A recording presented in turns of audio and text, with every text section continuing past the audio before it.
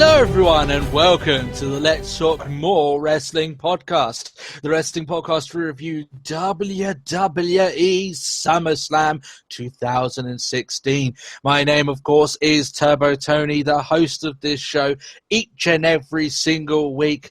But I don't do this alone, of course. My partner in crime is Matt Marsander. How are you doing, Matt? Doing pretty good. It's been difficult. It's been so much to watch. That 4 hours of SummerSlam, it gets to you. It gets to you, I will tell you that much. That's it. Of course, SummerSlam being the second of three sellout shows for WWE in the Barclays Center in Brooklyn. And this one going on for 4 hours as opposed to NXT's 2. Our NXT review went up yesterday, so you'll be able to catch all our thoughts on that there as well. Before we get into the SummerSlam review, Matt, let's do our plugs and we get straight into the show because they did a lot of matches on this show, so we won't have much time really to fuck around. So, of course, if you'd like to interact with us, the main way of doing so is our Facebook page, facebook.com/letstalkwrestlingpodcast. You can also tweet us on the Twitter handle @TalkWrestlePod. It is indeed. And, of course, you can send us any private questions or audio questions at all to letstalkwrestlingpodcast@gmail.com. Plenty of ways to get in contact with us on the graphics, in the description. And, of course, you can leave any questions in the comments section below. So, Matt, SummerSlam 2016. One of those shows that we've said beforehand that I didn't feel like Raw built up very well on their side, but you were quite happy with some of the build-up on SmackDown's side. Mm-hmm. Just as a general overview, before we go through and break it all down, I mean, obviously here we saw the video packages for each and every match, right, as they went up. And I have to say that even just some of the video packages of some of the SmackDown matches, you could tell there was some good promos done in that time. So I can, see firsthand what you've been talking about. Whereas on Raw, we hadn't really had that much in that space. So I wasn't really feeling some of the build-up. But regardless, there were 3 pre-show matches as a rule. If you guys, for the people here that know the show and been with us for a long time, we don't watch the pre-show. We have enough to watch as it is, and the pre-show doesn't warrant our attention. But we're going to go through anyway what the matches were and who won them. So the first of which was American Alpha, the Hype Bros, and the Usos versus Breezango, the Ascension, and Vaudevillains. I thought this was like a every team against each other thing, but obviously it wasn't. Maybe I got that wrong. But no, it was a face versus heel thing. Yeah, it was a 3 teams against 3 teams sort of thing. So we had that on SmackDown. Yeah, exactly. So I heard it was all right, this match. Obviously, I haven't seen it, but our predictions were correct anyway, that the faces won. It was the Usos that got the pin, not American Alpha, but still, American. They're still on the winning team, Matt, so we still technically has a victory for us on that front. Sami Zayn and Neville against the Dudley Boys, who retired on Raw, but we'll go into that more on the weekend show. So this was their last pay-per-view event with WWE, at very least for now, at the very least. But here they just, Sami Zayn and Neville get the win, as they should. The Dudleys have had a very poor last run, if this is their last run in WWE, and this is just if there's 3 dots at the end of their run because it just kind of fades out, then this is the last dot. That's really it. No other way to really explain it. Sheamus and Cesaro, I've heard from people that this was actually a very, very good match. The problem is, as good as it will be, it's still the 3rd one I would have seen from them, and I'm expecting like 6 more of these bad boys. So I'm not that interested. Sheamus wins it, goes up 1-0. I've already tuned out of it, which is bad considering this is at the beginning of a rivalry, Matt. This is the beginning of a series that we're going to have with them. But still. So they're all the pre-show matches. Of course, we can't give our inside thoughts on that. And just, really they're not warranted anyway, because that's the reason why they're on the pre-shows, because they're not that interesting. Let's just be honest. A lot of those matches were thrown together. And that's really the bottom line of it there. The Sami Zayn and Neville against Dudley Boys, even more so. That just reeked of, okay, we just going to put you there. Crap. What are we going to do? Yeah. So the show kicks off then. Enzo and Cass coming out. Obviously a good booking decision to have Enzo and Cass come out and start off this show. It's guaranteed they're going to get a great response and give a great opening promo, Matt. You know, you couldn't ask for much more in terms of getting an opening reaction than when these guys go out there in their backyard, you know, and the crowd obviously behind them all the way on this. They're wrestling Jericho. I know, Matt, you're not too keen on that name. Nope. I still like Jericho. That's my favorite one of the Jericho ones. Jericho was great. Yeah. The match here is okay. It's all right. Not special, but okay. And it got the crowd going, though, which is the curtain jerker's main job. That's really all they need to do is to get that crowd up on their feet, get them involved. And they did that. So I'm struggling to, you know, people might say, oh, it could have been better. Really, then the expectations are a bit too high. This did what it needed to do, Matt. Would you agree? Yeah. It was a solid opening match. I think that's one thing you can never go wrong with, is just having Enzo and Cass open the show. Yeah. It sounds really bad, though, because that's almost just like condemning them. It's like they'll always be the curtain jerker, but they do a really good job to kick everything off. They do. I mean, it's not even if they were kicking off a show that wasn't in Brooklyn, they would still get that desired response. Yeah. You know, that you know, getting the crowd firmly on their side. So obviously the added bonus of this actually being in Brooklyn. Jericho get the victory clean, may I add. Some people may say, oh, it wasn't clean because Jericho threw I think it was Cass into the ring post, but last I knew, getting thrown to the ring post isn't a DQable offense. So that to me doesn't make the victory dirty, Matt. I don't know, maybe that's a clean finish as far as I'm concerned. Yeah. This would become a theme among the heels winning on this show. There was a lot of heels, Matt, who won on the show completely 100% clean. Yeah. And we're going to go into that a little bit, but still. Because I hate that practice personally, but still, we'll go into it as more as the matches go on. I still would have much preferred, Matt, with Kevin Owens turning on Jericho, but that seemingly isn't on the cards. Maybe they want another match with these guys. You know, they want the feud to continue, but I don't know. That's just kind of wasted. Yeah, all I know is it got a bit weird because, like, at the end, they're making their way up the ramp, and there's just like Kevin Owens just saying how he loves Jericho. Yeah, I'm sure there was a couple of people out there just go, I love you too, and it's just like, oh. There's some fans out there writing the weirdest fan fiction of those guys right now, you know, proclaiming their Canadian love through a physical format, you know, something along those lines. Maybe I'm giving people too much ideas there, you know, especially with the stuff we've said about Bray Wyatt and Xavier Woods. Maybe we need to tiptoe away from this, Matt. You know, maybe I'm going into dangerous territory then. But yeah. Oh wow, there's a lot of stuff to talk about the next match. Charlotte versus Sasha for the WWE Women's Championship. Yeah, big sigh, Matt. We've got a lot to talk about here. So, first of all, before we get into anything else in terms of how the match ended and our thoughts on that and why it ended and the reasons behind it and all that extra other stuff, this match was good while sloppy. Is that probably the best way to describe it? That's a solid description. Yeah, they took a lot of risks here, which some of them didn't pay off. Some stuff that should have been easy for them to do, which they also didn't pull off. But I think they did enough, you know. Like whatever that top rope thing was meant to have been, like, oh, I don't want to know. I hope to all hell, Matt, that wasn't planned, especially with what we know now about Sasha. If it was planned, then that is so incredibly dumb and so incredibly stupid and dangerous. It's... but there we are. So they played up her back injury here after that hellish-looking bump that you're talking about, which she kind of flipped on the corner and landed straight on her head. I don't even know what it was meant to have been. I've got no clue. Like the only thing I could think of was maybe she dropped her after thinking of going for like a top rope backbreaker, or like maybe that something was part like of that. Yeah, to sell up the back injury or something like that. Even then, if Sasha's back is legit injured and that's the reason why she's going to be out, then I don't know why they're doing moves like that anyway. You know, they really, if it's needing time off, then she shouldn't have wrestled. That's just the bottom line. But Still. So let's fuck it. We're talking about it now. We talked about the match being good but sloppy.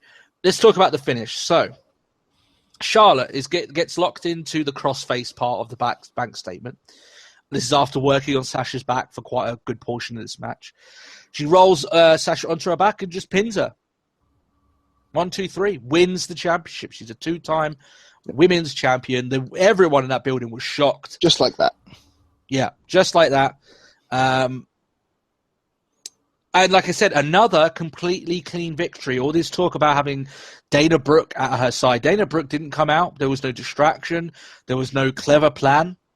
Charlotte just beat her. She didn't cheat at all, Matt. She didn't do anything unsportsmanlike in this entire match. Yeah. She just beat her. Which I think is very off, and I don't like that idea. Because you could have made it that maybe, if they want to play up the injury angle with this, they could have had it so when the referee was knocked over or with his back turned, chair shot to the back sort of thing. Oh, she's cheated to get the victory. That's what heels do, right? So why did she lose the title? Because really there's no reason to do it in terms from a booking standpoint, in terms of storyline. Because basically what you're teaching everyone about the character of Sasha Banks is that all this talk about her being the boss and I can beat you if so-and-so's not with you, that's completely and utter irrelevant now. That Charlotte can beat her with no help, completely clean. That puts you in a bit of a rocky situation here. The rumor is, Matt, that she's injured, Sasha's injured, and she requires a month out, but possibly without surgery.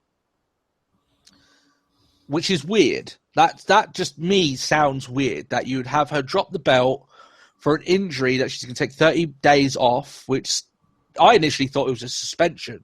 But all the rumors coming out that she isn't suspended, and we haven't heard from WWE if she's been suspended.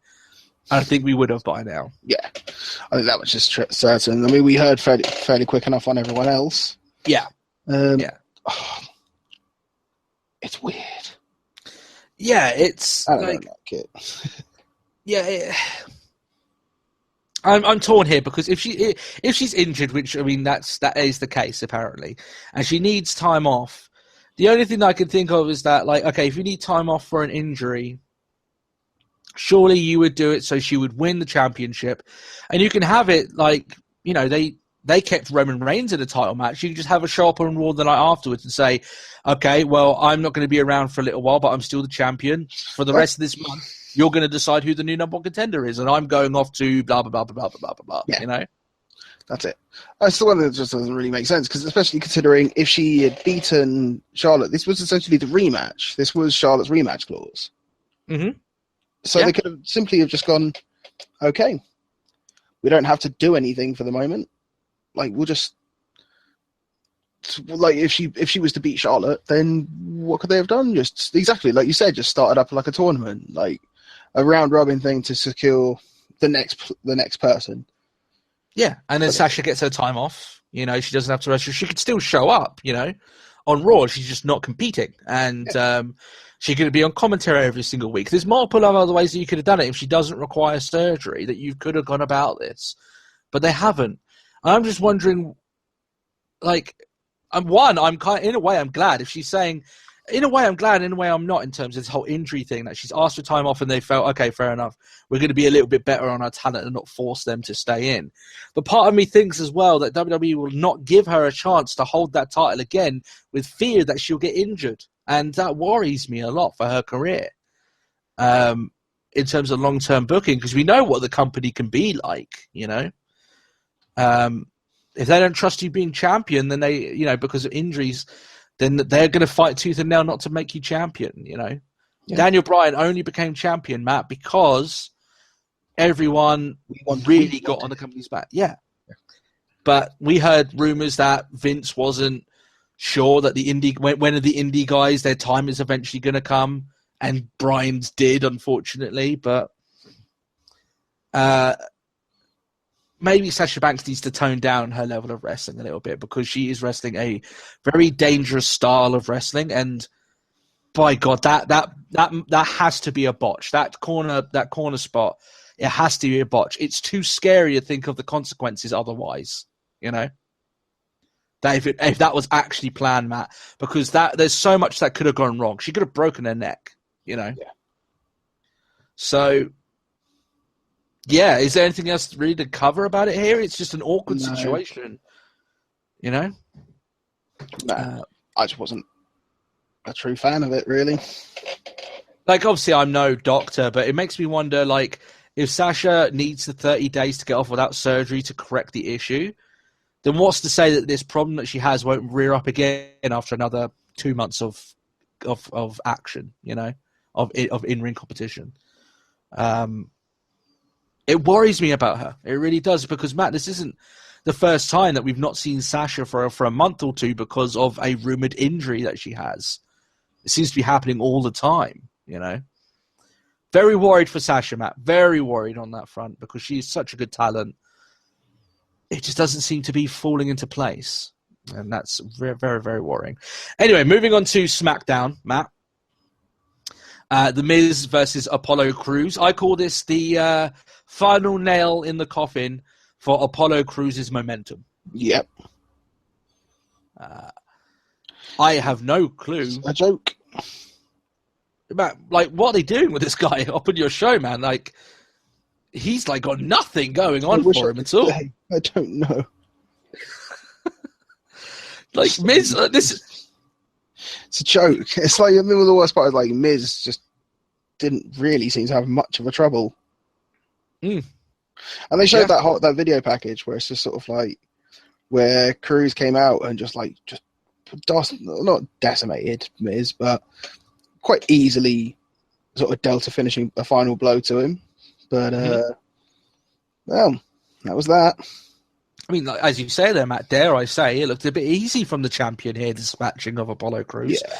In a very quick match, Mayan. This was barely 5 minutes. So, on that front, it's one of those things that I'm really worried about Crews. And it may be one of those things, Matt, that we point to say, well, guys, we kind of told you so that he wasn't ready. And that was just like, it's pretty damn obvious that Vince no longer sees money in Crews. He doesn't see money in this guy. He's just not special anymore, Matt. He doesn't feel special anymore, does Crews. His potential is in major threat of being irrevocably damaged. That's really troubling for him. And you know what, Matt? I'm looking through this now. To start off this show, we had 4 straight matches where the heel won clean. Yeah. So, yeah. Now, maybe in the Styles Cena match, which we're about to talk about, I'm not as bothered about that because that's a bit of a special case. But still, if you look at it in terms of booking, 4 straight heel victories, all clean. Bit worrying there. That's a bit weird booking, is it not? Yeah, it does matter. Like, I'm sure JR, Matt, with how he feels about heels winning clean. He doesn't like it at all. They always have to cheat to get their wins. Well, that's how it works. Yeah. Like, the heel is meant to cheat, because how else is a heel meant to win? Yeah. That the whole point of being heel is that they're paranoid that they're not actually as good as the faces, so they use every trick, to sneak out those victories and get under the skin of the faces and stuff. So, no, not on this show, Matt. Not on this show. A lot. I don't mind 1 or 2 heel victories, but we're talking 4. And I don't even think that was the last one. Let me have a look through the list. Well, actually, yeah, I think it was, because it's all the other ones are kind of shades of grey. So, yeah, 4 to start off the show, a bit strange. Let's talk about the AJ Styles-John Cena match, Matt. Let's talk about that match. Yeah, with all the stuff that we said about those 2 matches there, the Charlotte Sasha and the Miz and Apollo Crews, that left a bit of a sour taste in our mouths at the end of that. These 2 guys here, Styles and Cena, they've got some fucking chemistry with each other, do they not? Oh, it's so good. Longest match of the night. I did check my numbers beforehand. This was the longest match of the night. Okay. It never felt, Matt, that they were never wasting time or slowing down. Big move after big move, lock after lock, submission after submission. All I could think of when I was in the last 5 minutes of this match, Matt, I wonder if you thought the same thing. Jesus, guys, these guys have got some fucking gas in the tank to go on that long at that pace. It's a fight forever moment. Yeah. They just weren't slowing down. I don't know how they do it. They clearly got some stamina, right? No one can ever say that about these guys. They don't have stamina. They've got more stamina than a good 98% of that roster, clearly. You know, they never slowed down. It was just go, go, go, hit after hit, move after move, exciting stuff. And one thing I will say, Matt, is that these are the matches where there's one guy who decides to rise to the occasion, and he's not even in the match. It's Mauro Ranallo at commentary. It was good, wasn't it?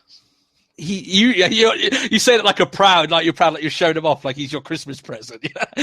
look at him. Good, isn't it? He was calling this match, Matt, like a fucking beast. He really was. He was going all out here. I'm sorry that you've got JBL, and this is my first time experiencing David Otunga on commentary. Yeah. Well, I'm not even going to make any good. jokes about that. I'm not going to make any jokes, but why? Man, I feel sorry. Otunga's good. It's something about you said it on the first week. You said about it on the first week that he always sounds bored, and I was like, you can't be right with that. Surely, yeah, he actually does. He always sounds. He always sounds like he should be somewhere else, right? That's kind of the way he sounds like. Especially for such a match, because this was an amazing match. And it's just Otunga just like, yeah, and it's like, it's good. Come on. Seriously? Yeah. And It's I don't know. It's like JBL. He's still obnoxious. You know, that's him. But Otunga, like whenever he speaks, you feel like you want to ask him, do you want to go somewhere else? Do you want to have a nap? Yeah. You need to go night night. Because you sound a bit tired, or you sound like you're not really enjoying it. Which I don't know how you know, but I feel sorry for you, man. I really do, because my commentary team. I mean, I've got Saxton on my team, but I was remember week 1, Matt, when you said you would take Saxton over Otunga, and I was shocked. I now understand. Yeah, you understand me. You get this. You get why. Yeah. Oh man, it's just painful. You know what's funny about it though? It's like they're on two different sides of the spectrum, because Saxton overdoes his enjoyment, like almost to the point of it comes off a little bit as disingenuous. Otunga, at his very height of his enthusiasm, sounds bored. You know? So it's quite strange there, but still. So interestingly, in this match, Matt, AJ Styles gets the victory. I mean, he kicks out of a fucking top rope AA in this match. So, such a good match. He had that moment that I wanted Brock Lesnar to have at WrestleMania with Dean Ambrose, where Cena was looking at his hands like, what do I do? Like, he's not fucking staying down. What do I do? Why would he die? But eventually, Styles rallies and... Sorry? But alas, like with that was never the case at Mania. But for this case, yeah, I enjoyed that moment, but it did make me think of that the way I would have booked Mania. But still, it's still. Here's an interesting stat with this, because Cena doesn't do many clean losses at all. Right, that's just by general. But this was another clean loss, another heel clean victory here. Even though, as I said, this is more of a shade of grey, because people wanted Styles to win, right? Yes. They were behind him. I'm still quite shocked they let him win. Yes, I understand that. Because, like, as much as we were chatting about it, we were making predictions. You were like, no, it's Cena, and I'm like, nope, it's gonna be Styles. No. You stuck to your guns. You had optimism in your heart, and it paid off. Yeah. Which is great stuff. I will say, though, that considering Cena's recent history at SummerSlam, I should have done my homework, Matt. John Cena hasn't won at SummerSlam since he beat the Nexus. Okay. Yeah. That's a while back. For a guy like Cena, That is very shocking. I was genuinely. I found my Nexus hoodie the other day. Yeah. Good. I don't think so. Here's his record. So Punk beat him at 2011, right? I think Nexus was at 2010. So Punk beat him at 2011. That's when Punk came back as cult of personality Punk, red hot, beat him.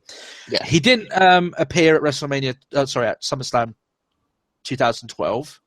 Or if he did, I've missed that in my research. Daniel Bryan beat him clean at...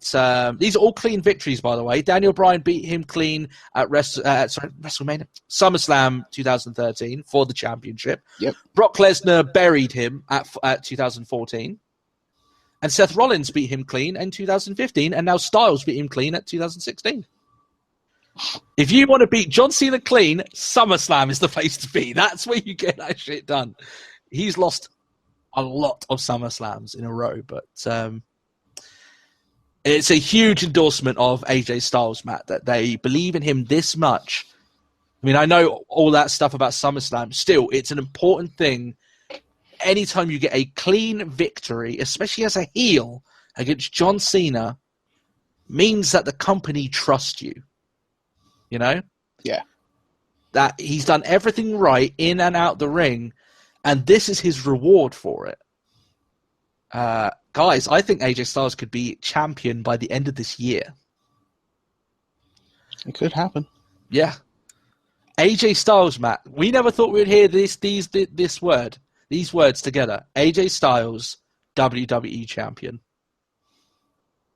Seems so alien for a long time, but you don't get victories over Cena like this unless they've got plans for you.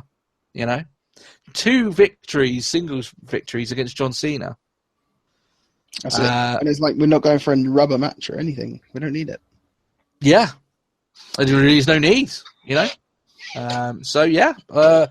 Very shocked on that front, but pleasantly surprised, and the match was fantastic. Would you say that was match of the night? I don't think there was anything that came close to that. Yeah, I'd say that was match of the night. Yeah. Gallows and Anderson. Sorry? I could comfortably say that as well. Yeah. I'm just looking through the rest of the list here, and I don't think there was anything else that even came close, so there we are.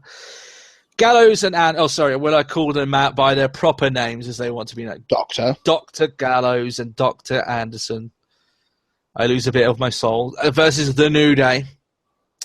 This was also a bit weird, because Jon Stewart came out, and he's not a bad speaker, but he was a little bit here because the crowd... Jon Stewart's not looking too well. A little bit, innit? Yeah.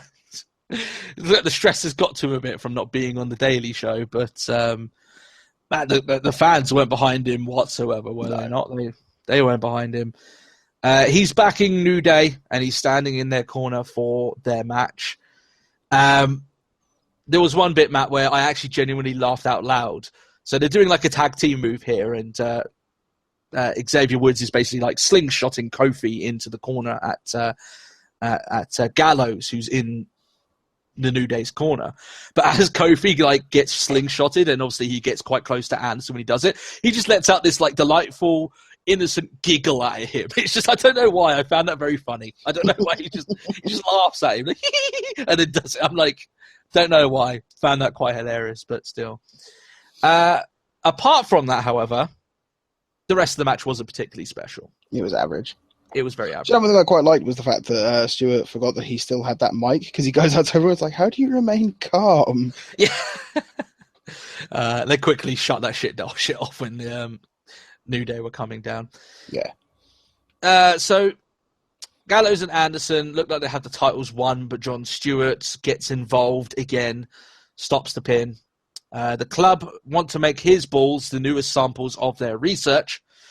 And then what is really, like, at the time I was like, yeah, that's kind of cool. And then it was only after the match was done that I was like, hey, that's a bit fucking stupid. Big E races down like a fucking steam train and just single-handedly annihilates both Gallows and Anderson. Yep. Which was cool at the moment, when it was happening, Matt. But in hindsight. Yeah, but in hindsight. Yeah, I'm like, so if Big E was ready to go and he was completely back, I mean, his New Day brethren treated it like it was a massive shock. Like, they didn't even know. So was Big E feeling extra secretive for some reason? I don't know. Yeah, it makes no sense, really. But still, Big E then celebrates by releasing all of his gyration in one single splurge that he's been saving up while he's been gone. I hope he looked at some troubled kid in the crowd and made him question his sexuality while he does it. I actually hope that he does that every single time, personally. So, just finds the most annoyed-looking adult. Yeah. Sort of like just through that eye contact, just you. This is for you. Because once he locks eyes with you, you kind of want to look away because you're scared, but you can't not look, right? Because of what he's doing. It's like that old Simpsons thing, isn't it? It's like a lava lamp. It's mesmerizing, dare I say. There's two indoctrinating forces in the WWE. One of them is Bray Wyatt's words, and the other is Big E's hips. So, each to their own, I suppose, whatever dark magic that is. So, this leads to the WWE Championship match, Dolph Ziggler versus Dean Ambrose. Just going back to what I said earlier on, Matt, man, you were damn right. Some of those promos leading up to this match look fucking good, man. Yep. And then the match was done. Yeah. I'm trying to defend it a little bit here. No. You got the feeling. You can defend it. It wasn't. I mean, I probably jump in a bit too hard when I say it was just dumb, but it was a bit there. I tell you what it was. Like, this is I think this match happened at the 2.5 hour mark. Yeah, it's about halfway. A lot of that crowd that was in that building, more than likely, was at NXT the night before. And that is when I started to feel from at home, getting a bit exhausted. And I had the virtue of having a break throughout some of this. The crowd was starting to get very exhausted. You can tell the fatigue was setting in. Especially after the... I think I mentioned this to you. Sort of like everyone was sort of struggling to get their breath back after Cena Styles, because fucking the crowd were very vocal in that match. Oh yeah, the crowd was a good crowd, but I can't blame them. They gave their reactions, but they were tired. You could just tell. It was a little bit like WrestleMania 30 when Undertaker had the streak beaten. They were tired. They were exhausted. Yeah. It's a little bit like that here. And another good indication of that is Nakamura against Zayn at Dallas. The crowd was so into that match that when Asuka and Bayley came out, the crowd were just exhausted from it. They were emotionally spent. And it was a little bit here. And these guys were working hard. They were working very hard, Matt. But after all the wrestling I've watched over the course of this is where it started to feel it. And this match wasn't special. It wasn't. Ambrose retains his title, but I tell you what's the most criminal part of the match is that they failed in making me ever think once that Ziggler was going to win. And Ziggler hit his finishes, but I never thought that he was going to win. Agreed. So Ambrose was wrestling a little bit heel at times here, though, Matt. So maybe in the slow burn, you might have Ambrose as your heel champion going forward. Maybe they've been listening to us, and Revival are going to get their call up. Oh, I'd love that as his henchman. I would like that. I would like that a lot. So moving on from that, which is a bit of a shame that we don't have much more to talk about, but it is what it is. Yeah. There really isn't much else to talk about all there. The packages, all the promos, they sold me. Yeah. Didn't deliver. It seemed like the video packages were far more entertaining than maybe the end product, which unfortunately seems to be something that chases Dean Ambrose around a lot. It's not the first time we've said that, Yeah. That his promotion, his speaking ability doesn't seem to match up with his end product. And I know that's not entirely his fault, and he has had good matches, but you can't blame Brock Lesnar for a lot of your other matches that haven't worked out as well. That's just the bottom line of it there. So there we go. The SmackDown 6-woman tag match, Eva Marie not able to compete due to her vacationing in the British Isles. That's also known as popping Adderall and getting caught. Isn't that the first time you've heard her music? It is, yes, it is. How obnoxious is it? It is obnoxious, but I mean that's kind of the point, isn't it? I guess like that's what I was thinking to myself earlier. Doesn't it sound like the guy who used to do Blue Pants' music just like suddenly dropped like puberty? And suddenly just started becoming like a pageant announcer, basically. Matt, I actually think it's a good idea. I think they could actually use that way. But for everyone in that crowd, like I hate it, but I'm supposed to hate it. Yeah, but everyone in that crowd knew she was suspended, so I thought it would be quite funny if they had just played off the suspension a little bit, But and it's like, oh well, we can't do that. But I'm like, you post it on your Facebook account, which you brag about how many followers you have on it. Everyone knows that Eva Marie's suspended. So really, is there any point in trying to act as if she's not? But the way they were like, through stress, she's taking a vacation. It's like, no, she's not. It's just weird, but. I get a small shock, not a big one, even though she was playing it up there. It was a massive shock that she got one over on us. Nikki Bella makes her return. Called it. You called it. You did. She got a decent reception, I will say. The crowd are definitely into her. She is what that roster needs. And what I mean by that is that we've been saying all along that roster's very thin and needs talent. Nikki Bella's a decent talent. Yeah. That particular twin wasn't the one that we were saying was wrestling like shit for the better part of 2 years. The worst part, I still remember the times where we used to say the Brie was the better twin. I know, and that could be further from the truth nowadays. Now, I mean, even though I think Brie has retired now, hasn't she? She has, yes. So Nikki's coming back. I think this will be her last run, but she's welcome. I was just like, what a shock! She's on SmackDown. I think that's the right place for her, though. I will say. Why? Because John's there. Well, yeah, maybe, but I think it's like we all know, like there's all this grief about like, oh, why is like between W and Paige, like why, like we're on different brands, and then just like Nikki Bella just like, nope, I didn't have that problem.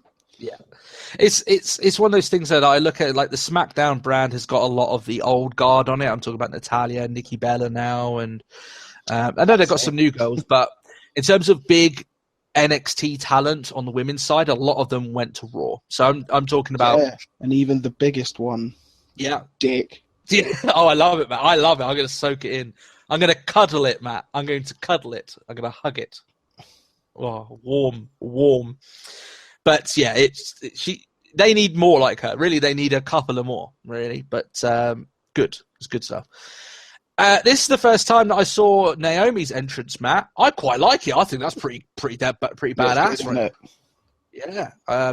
She basically took like the small little glow sticks on her feet and decided, fuck it, I'm covering myself in that shit. And it's do you know what? Cool. Do you know what everyone loves black lights. Fucking glow. I honestly, I'm on board on this. I think it was really cool. Turn the dial up to 11 and see what happens. She did that, and it's paying off. Awesome. Yeah. Matt, here we've been talking about Carmella a little bit the last couple of weeks. You've been saying that she's been having a lot of problems. I think I know exactly why. One is the fact that I think this is her main big problem, apart from some of the other stuff that you would naturally give her time to get better at, like her in-ring and her speaking. Her entrance music. It doesn't invoke a response. It's too slow, too subtle. And when you hear a music like a Seth Rollins or you hear a music like Dean Ambrose, it's like, once you hear it, you're like, yes, come on, let's get into this, let's do this. I think to be fair, it's like I think one of the best examples of that is actually Reigns. Yeah, Reigns has got like an entrance, even though that's a lot slower than the others, yeah. But like the moment that first chord hits, you're just like, and you're like, yep, fucking go time. And I know that Carmella, like, it's her when it starts up, but it's just the very start of the song is very low key and it's very, it's just. Oh, yeah. God, here we go. It doesn't do it for me. I don't think the crowd, it doesn't invoke a response from the crowd. So I think that's part of her main problem there. Nikki wins. She's changed her finish because the rack attack is what obviously. Yeah. To be fair, that's not a problem. What is that? Like it. It's like It's a TKO, is it? I think that's what they call it. I'm just going through the wrestling. She's basically got her up in like the rack attack, and then spins off into like a cutter. Yeah. I think it's a TKO. But I think the TKO is where they sit down with it. I don't know. I've got 2K16 now, so I'm gonna go ream through that and find out what it's called, and I'll get back to you. But but still, so Nikki gets the win. It's almost like from rack attack into a big ending. Yeah, but with a bit more on the cutter side, shall we say, rather than I've throughout the years I've seen a lot of wrestlers use that, and if that's easier on her neck, then she should be using it. Yeah, so that's just the bottom line of it there. Oh, right. So the last 3 matches on the show are very controversial. And the first of which is the Seth Rollins-Finn Balor match for the Universal Championship. I think the Universal Championship is cursed. Just going to throw that out there. Yeah. I think it looks like dump. I think a witch doctor has cursed the very idea of that title. And the reason I say that, Matt, is... First of all, as you say there, Matt, by general consensus, people think the title looks like shit. When it was first announced that there was going to be a Universal title, I said I didn't like the name. The very first champion of it had to relinquish his championship in less than a day. This title is cursed, Matt. It's not meant to be. It's not meant to happen. Let's go into actually what happened here anyway before we get a bit ahead of ourselves.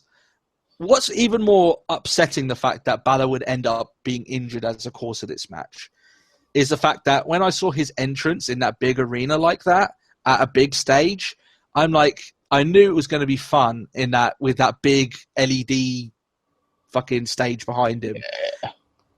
But I didn't think it would be that fun. You know, it really was fun to see him come out with all the paint and do the demon entrance. Mm-hmm.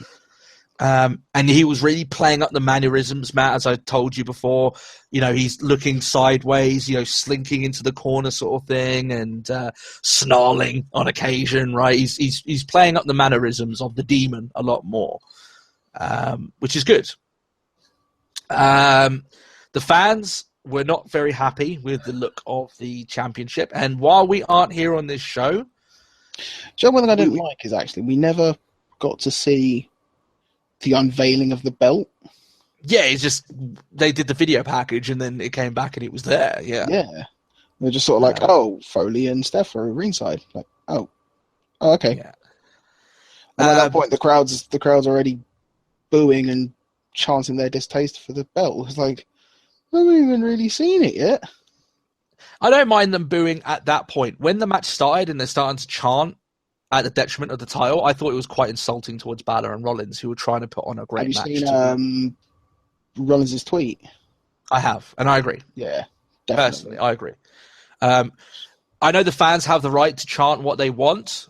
They have the right. It doesn't mean it's correct or it's the, you know, the right thing to do. You know, it's, you know, just because it's your right and you're allowed to chant and you paid your money, you can chant whatever the hell you like. Doesn't mean it's correct. Doesn't mean it should have happened, right? That's just the bottom line of there. Yeah. If I were Balor and I were Rollins, I would be insulted because they're trying to put on a match. This was supposed to be Balor's making of his match, and it ended up not really being that way, partly because of the injury and partly because of the response from the crowd for the championship he was holding. Well, the one thing I really enjoyed, like, have you seen, I think Foley actually has made a statement regarding it as well. Yeah, he was quite disheartened by it. Yeah. So it should be like, that's one thing, because he goes on about like, oh, when I finally won the belt, it's like stank of beer and it was mildew. And you know what? I couldn't give a shit. Yeah. Like, I was proud to just hold it.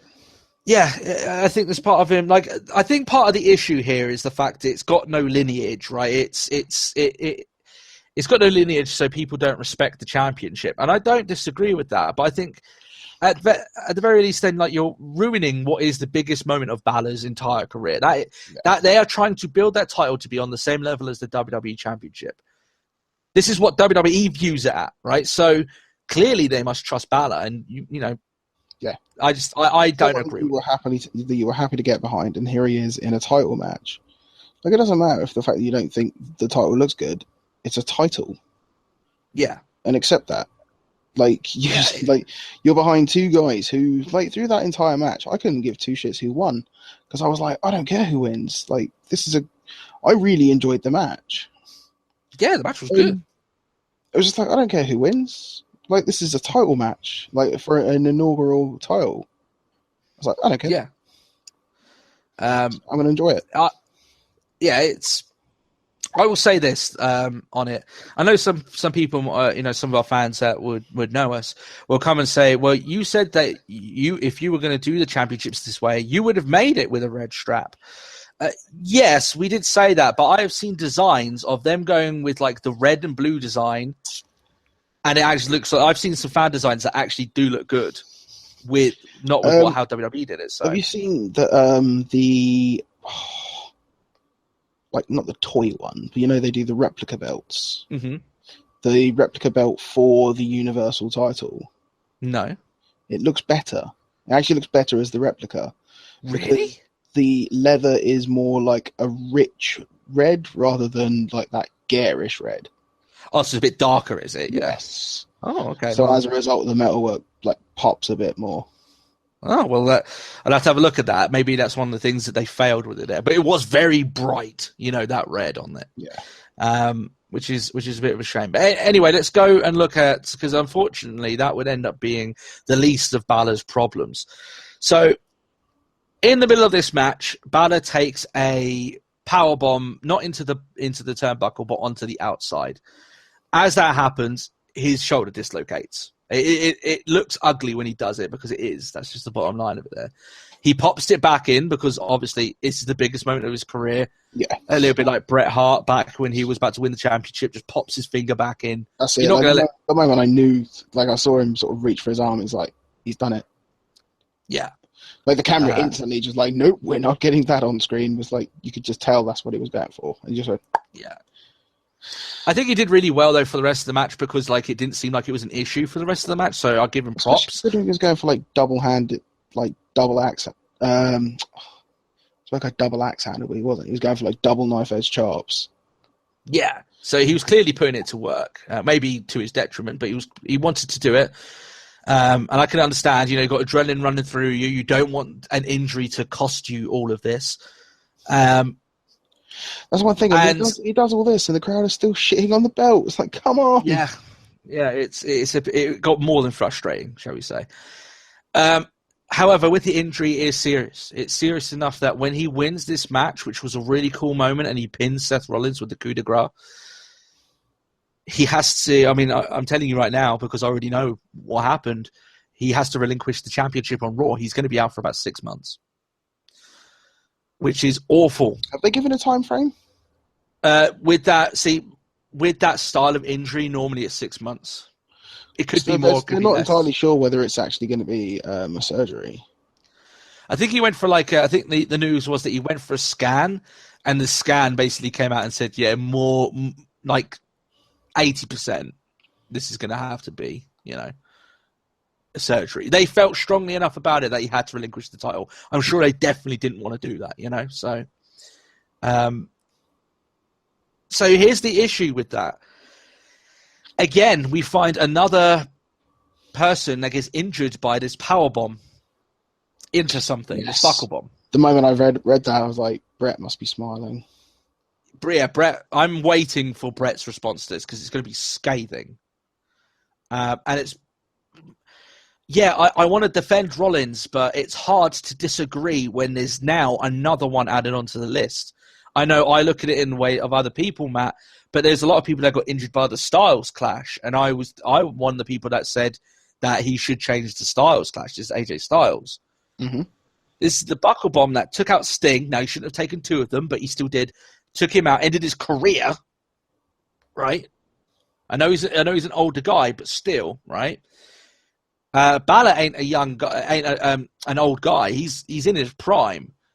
He took that move, and it was very dodgy, right? It's got a high risk of injury. That's just the bottom line. Your shoulders shouldn't be landing like that, right? That's just the way it is, I think part of it is actually, I don't want to say part of it was Balor's fault, though. Because it was like you could see where he draped his arm over the guardrail. Like whether that's just because, that could simply just be the fact that that's how it happened. So here's my response to that, because I I thought that as well. When Finn Balor does his drop kicks into the corner, the person getting drop kicked, it's a lot less of an impact because he can throw himself back, right? And he knows roughly where that second rope is. Yeah. When you're getting buckle bombed, you're basically trusting what you think where it will be. That's basically where it is. And in this case, he did it on the outside, so he didn't know where that guardrail was. He was hoping it was going to be somewhere else. He had to, when you watch it back, he had to launch him. Yeah, to the point that he guaranteed that he would hit rather than just go onto the floor. Yeah. There's a high risk there. There really is. And there's been more than a couple of people now injured by this move.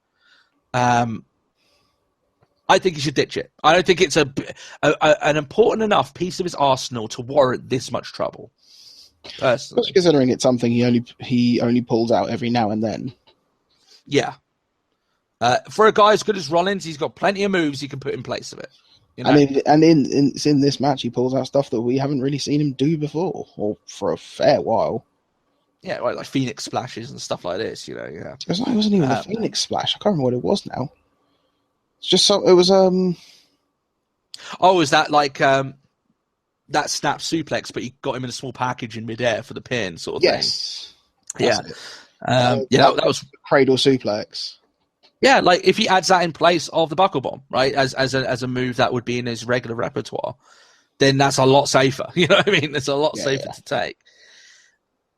At the bottom line is that I'm waiting for the Bret Hart response to say you've basically ruined Finn Balor's career, which is gonna come up, and I'm really gutted for Balor because he doesn't.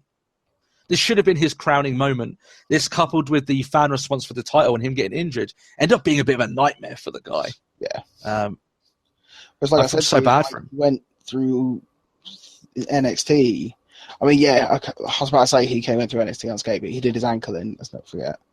But that wasn't major. He was on crutches for, a couple of weeks? Yeah, I mean, obviously in NXT, you could do... I think it wasn't as much of an issue because, with the tapings and stuff, they would tape a lot of episodes in one block. Yeah. So he's got weeks to recover without having to appear on a show. So, a bit easier. But yeah, no, he went through NXT for the most part, completely unscathed. Mm. And here he is, WWE pay-per-view debut in a match for a title. He gets the title, and they played up his parents were in the crowd or things like that. Yeah, and then it's oh, this wasn't the crowning moment that I imagine he wanted, and that's really, really gutting for it. But and the Universal Championship could not have had a worse beginning to its to its existence. You couldn't have come up with a worse way of it happening. You really couldn't. The title's cursed. I'm absolutely convinced of it. I'm absolutely convinced of it. So there we are. Anyway, moving on. Rusev versus Reigns, or was it? That's my caveat for the United States Championship. The match doesn't happen. Rusev batters Reigns with some steel steps just as he's coming. Well, he batters him before he gets the steel steps, but still, before the match begins, Reigns rallies. They end up brawling. So, like I said, the match never starts. And it's something that any intelligent wrestling fan knew would happen because, as I said on the weekend episode of the show, Matt, they wrestled for 20 minutes on Raw for a reason because they knew they wanted it to end this way on the pay-per-view. I said, Matt, it was either going to be a fuck finish or, there was no way Reigns was walking out with the championship. So... the fans, by the way, were so into this that they started chanting for Heath Slater and CM Punk. So that should tell you, just because we saw this coming, Matt, doesn't mean that they should have booked it this way. This was a shitty way to book it, shall we say? Definitely. I just didn't enjoy it at all. Yeah. Especially considering they're but he's the Reigns would like Reigns. Don't forget, Reigns is good. And everyone's just the fuck? Yeah. Really? It's Reigns here was pretty badass, but it's one of those things that, I don't understand why they didn't do these things the other way around, where they had that match on Raw end this way. to set up for the title match. But they wanted Reigns to have his win. That was the important thing. They didn't want Rusev to beat him, but they also didn't want him to lose the title. So it ends up with this really stupid and annoying ending. So still, there we are. And this leads to the main event then, Matt. Brock Lesnar, Randy Orton. The first cross-promotional match of this of the brand split so far. Mauro Ranallo calling the shit out of this match as he goes forward. They merged the two teams together. I think they did 2 from each, didn't they, Matt? I think it was something along those lines, wasn't it? Yeah. I think it was like Ranallo, JBL, Saxton, Graves, I think was what they went with. I think that's how it is. Yeah. But I think the best way. Yeah. Yeah. I think you said there to me, Matt, beforehand that really what they did is the other 3 added what they did, but they let Ranallo just do his thing. And so they should have. Yeah. Simply enough. I mean, he's a combat sports commentator, and it shows in matches of these caliber. It really does. Yeah. The match starts off as you would expect it to. Orton struggling to get any offense. So suplex after suplex. You've seen this before. Orton gets driven through a table, but manages to RKO onto another one, so it gets him back in. He hits another RKO in the ring. Lesnar kicks out. Orton goes for the punt, but Lesnar hits the F5. Orton kicks out. At this point in the match there, Matt, I was rather enjoying it. I was like, this is looking cool here. This is looking good. Orton's got his moments in. There's some close calls. Still Lesnar's regular dominance that we can enjoy, right? So it looked like we had a good old fight going on. We had a good old match at the main event. And I was rather enjoying myself. At this point in the match, forgetting everything else, Matt, were you enjoying the match at that point? Yeah. Would you been happy for it to go on for another 10 minutes? No. No. Okay. No, I think that match was very quickly running out of steam. Yeah, Lesnar doesn't wrestle long matches anyway, does he really? No. So, no. The reason why I bring this up is because the match didn't last very long after that. And this is the controversial part of it, which apparently led to a backstage brawl between Jericho and Lesnar. So he's got some nuts on him, does Jericho. Because it kind of goes to shit from here. So Lesnar decides, I'm going to beat the shit out of you, but starts really wailing on Orton, using his elbows, and opens up Orton hard way. Opens him up badly. To the point that Orton's basically prone on the mat, and a puddle of blood is basically starting to emerge by his head. That's how bad it gets here. And the match ends through referee stoppage, as it should, because the gash was so large and he was losing such a huge amount of blood.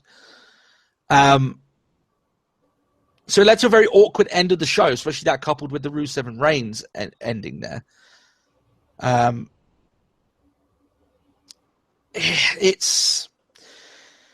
This is awkward here because apparently we've heard from the dirt sheets here that this was apparently, Matt, the planned ending of the match. The way it was going to go, apparently. Yeah. Now, obviously, the amount of blood wasn't planned. Lesnar can get as reckless as he likes because he's not going to get any sanction from it. And that's the bottom line of it there. But Orton required 10 staples in his head to stop the bleeding. That gash, Matt, should have really been avoided. That's reckless. And the annoying thing is that Lesnar will face absolutely no sanction. He won't get told off. You won't get you won't get a slap on the hand. His attacks after and opening him up with the elbow, Matt, I will say, were carefully measured. You could tell he was definitely making sure to hit Orton's hands rather than the gash on his head. So at the very least, you could say that Lesnar didn't, for the sake of it, just start really going overboard. Some might argue he already did. What do you think about this ending here then, Matt?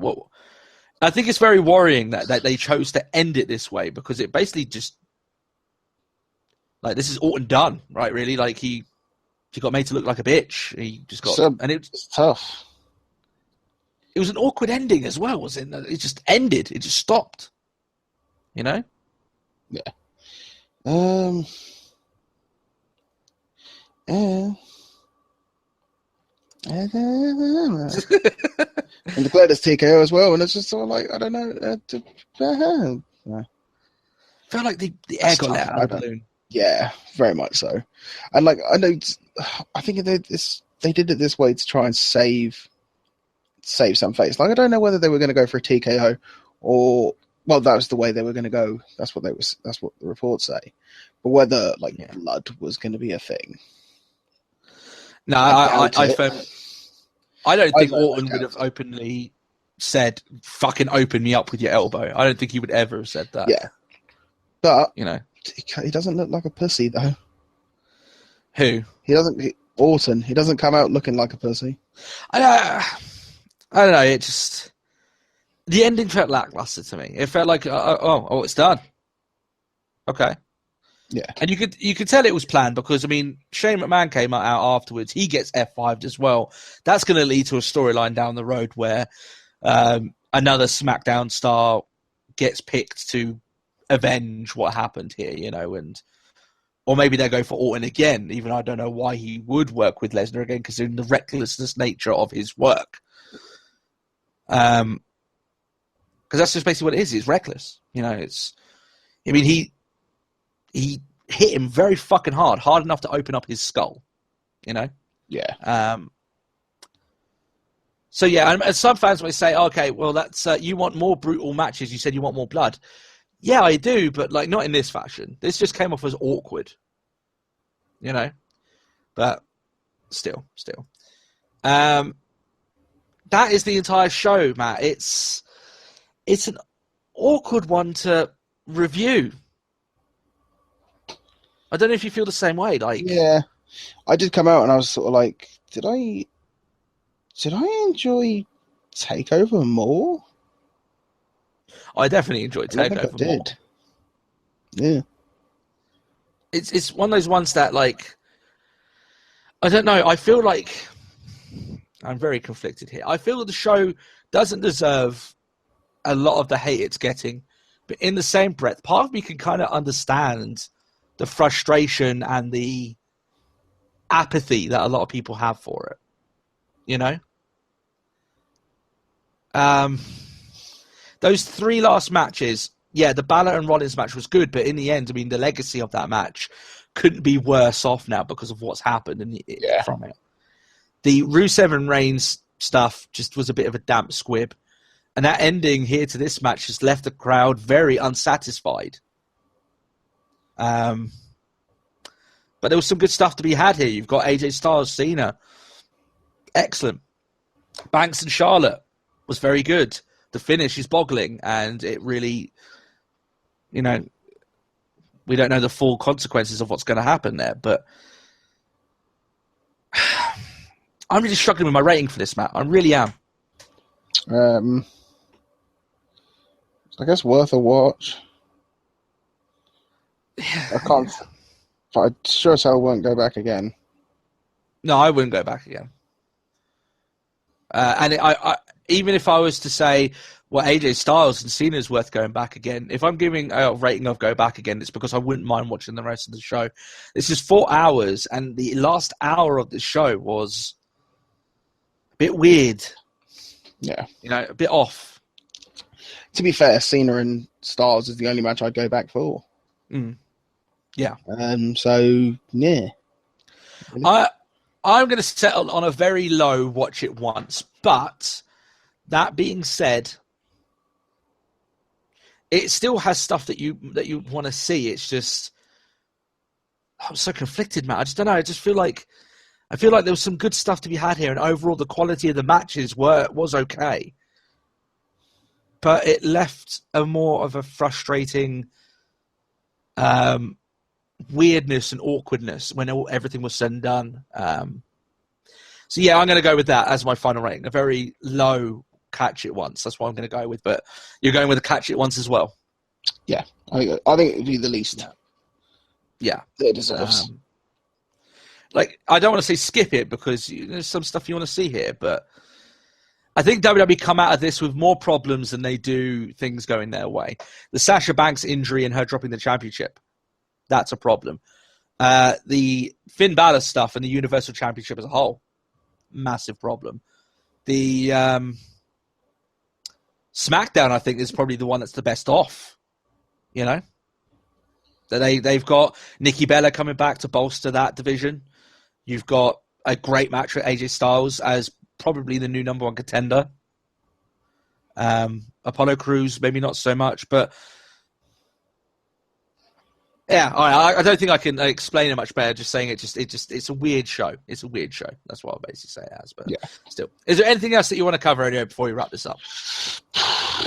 No. Yeah, I don't think of anything. We've covered it up. We've watched a lot of wrestling. We have to do more over the course of this week. But we're excited for that.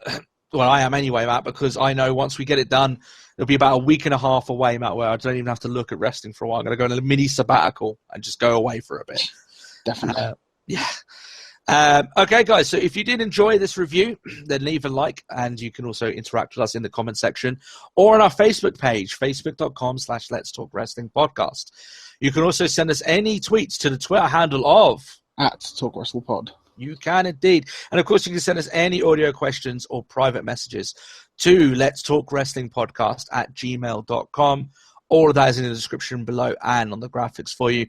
Until then, I hope you guys have a great week. We'll catch you again at the weekend for some fun and some more wrestling chats with the aftermath of SummerSlam and the third and final show, well, on Raw side anyway, at the Barclays Center in Brooklyn. Apart from that, we hope you guys have a great week. And we'll catch you next time. We'll catch you soon. Bye-bye. Bye.